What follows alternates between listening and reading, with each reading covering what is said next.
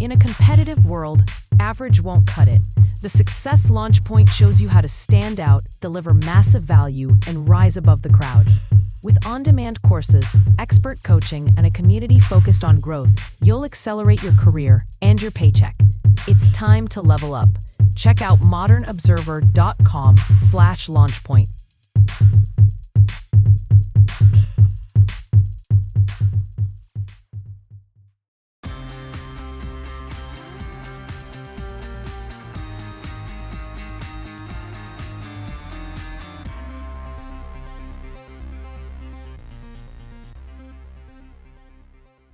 Trade deals struck, tariffs reduced, China ramps up tensions with Japan, and more. Welcome to the Raw Naked Truth. I'm your host, Eric Lopkin, and here's the news you need to know.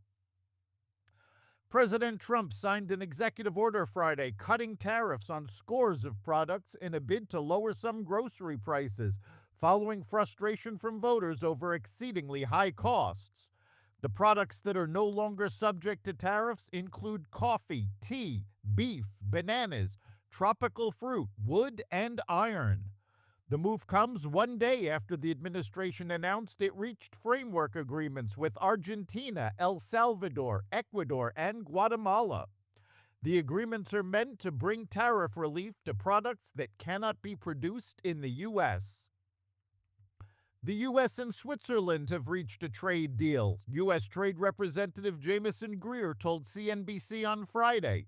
The two countries said that they'd reached a deal to slash the Matterhorn-high 39% tariffs Trump unexpectedly slapped on Swiss goods like chocolate, gold, and pharmaceuticals, down to the 15% level that EU countries are also facing. Under the terms of the agreement, Switzerland will invest $200 billion in the U.S. by the end of 2028. The deal came together after billionaire Swiss executives bearing an engraved gold bar and Rolex clock came to Washington to personally lobby President Trump after government negotiations stalled.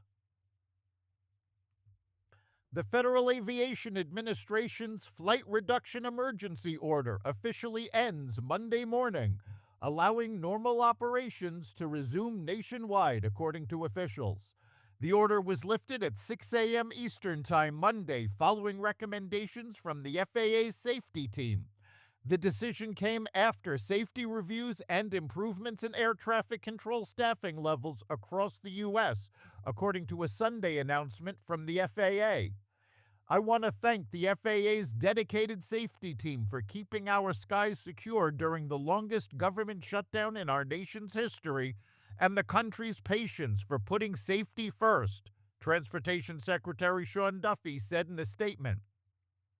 Thanks to President Trump's leadership, controllers have returned to their posts and normal operations can resume. The Trump administration will require millions of low-income people to reapply for food stamps as part of an effort to crack down on fraud, Agriculture Secretary Brooke Rollins said.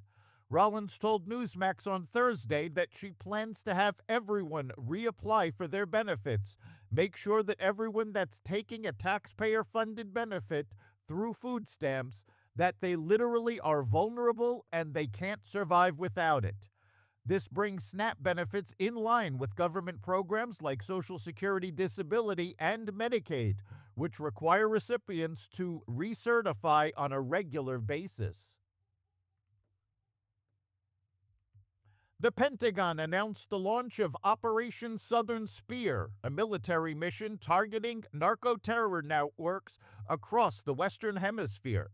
The announcement comes as Defense Secretary Pete Hegseth, Joint Chiefs of Staff Chair Dan Kane, and other senior military leaders briefed President Trump last week on the region, including potential land strikes against Venezuela.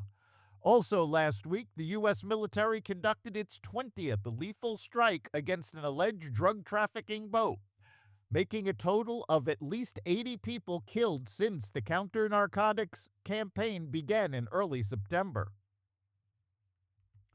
Chinese Coast Guard ships sailed through the Senkaku Islands in what it called a rights enforcement patrol on Sunday, continuing to ramp up tensions with Japan. The move is the latest sign of Beijing's displeasure with Japan, which administers the islands, after newly elected Japanese Prime Minister Sanae Takachi gave a full-throated defense of Taiwan's independence earlier this month.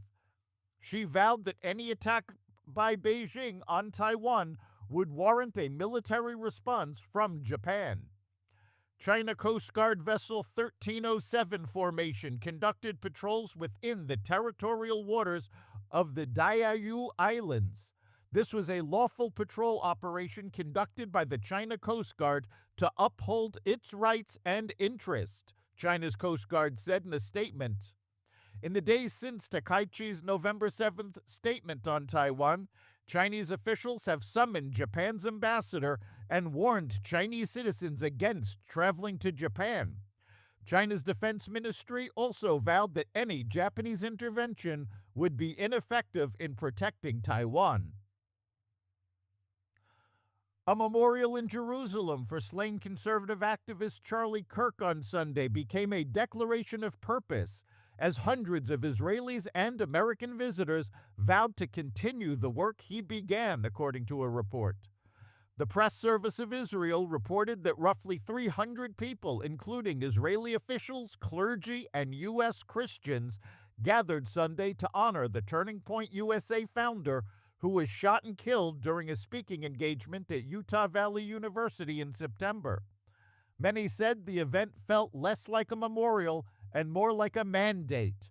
Pastor Rob McCoy, one of Kirk's closest confidants, described him in comments reported by TPSIL as faithful, humble, a wonderful husband and father, and revealed a personal discipline, a weekly Sabbath rest.